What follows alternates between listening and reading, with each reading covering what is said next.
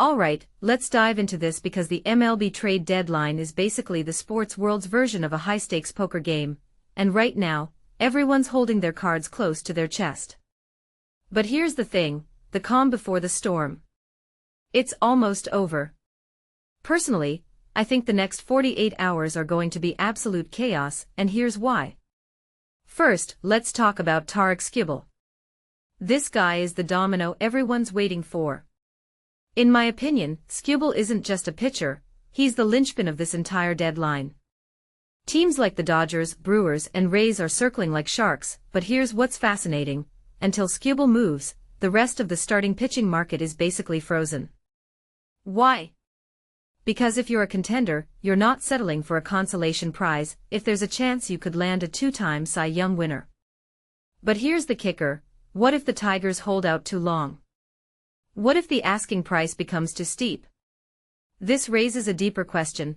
Are teams better off pivoting to someone like Gausman or Mize now, or do they risk missing out on both?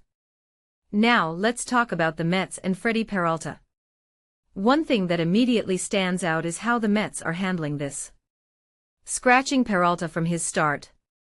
Classic deadline move. But here's where it gets interesting. The Mets are reportedly asking for a top 100 prospect. Personally, I think that's a stretch. Peralta's been solid, but is he that valuable? What many people don't realize is that the Mets are in a tricky spot. If they don't trade him, they'll likely lose him for nothing in free agency. So are they bluffing? Or is this a case of overvaluing an asset? If you take a step back and think about it, this could backfire big time if they don't lower their demands. And then there's the Tigers' situation with Mize. History repeating itself, anyone? Remember Jack Flaherty in 2022? Same playbook. But what this really suggests is that Detroit is in full sell mode. The Tigers are 4.5 games out of the wild card, not terrible but not great either. From my perspective, this is a team that's decided to punt on this season and build for the future.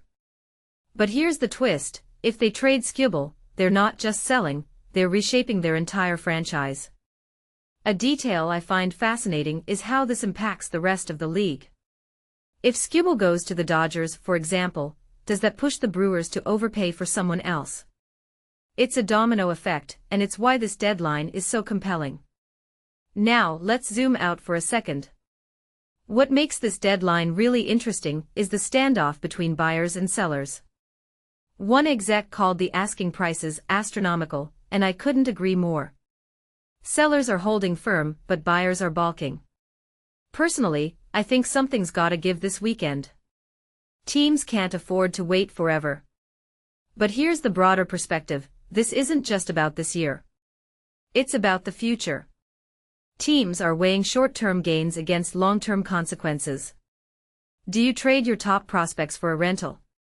Or do you hold on to them and hope your current roster can pull through?